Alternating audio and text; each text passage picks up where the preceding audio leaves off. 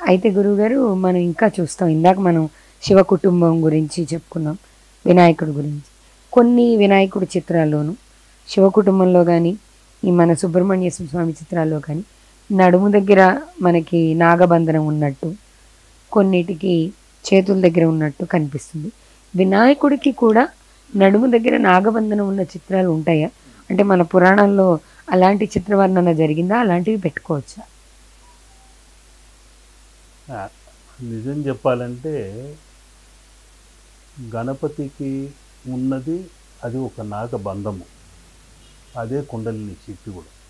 ఓహ్! కుండలిని అనే ఒక నాగం. ఆయనకు ఒక్కడికే కాదు, శివుడికి కూడా పరమేశ్వరుడికి కూడా నాగాభరణం ఉంది. అవును.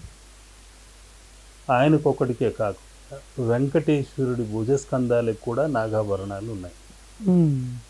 అదొకటే కాకుండా వైకుంఠంలో ఉండే విష్ణువు కూడా శయనించేది ఆయన ఆదిశేషు. ఆదిశేషువు పైనే శయనిస్తారు. కాబట్టి నాగతత్వం లేని నాగము మన పురాణాల్లో ముఖ్యమైన భాగం. ఇది అందులో నాగం కనిపిస్తుంది, ఇంట్లో నాగపాములా కనిపించకూడదు, అది ఇదని రకరకాల పుకార్లు ఉన్నాయి. కానీ మా పాముకు నాలుకలోనో కూరల్లోనో విషం ఉంటుంది, కానీ మనిషికి నిలువెల్లా విషయం. కాబట్టి దాన్ని చూసి భయపడవలసిన పని లేదు. ఆ చిత్రంలో ఉండే నాగం వచ్చి కాటేయడం ఉండదు. వీళ్ళ భ్రమ అంతే.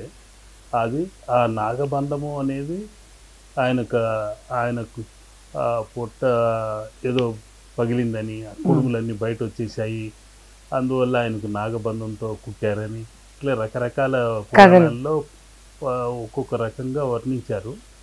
అన్నిటికంటే ముఖ్యం ఆయన నడుము చుట్టూ ఉన్నది కుండలిని శక్తి. వినాయకుడి నడుము చుట్టూ.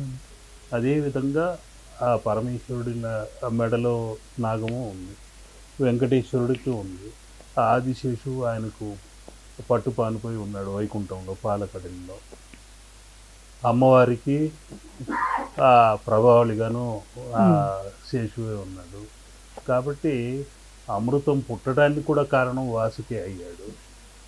అది తప్పు లేదు. ప్రతి జీవిలోనూ మనం ఆ పరమాత్మను దర్శించుకోవాలి, అంతేకాని పెట్టుకోవచ్చు. ఇబ్బంది ఏం లేదు.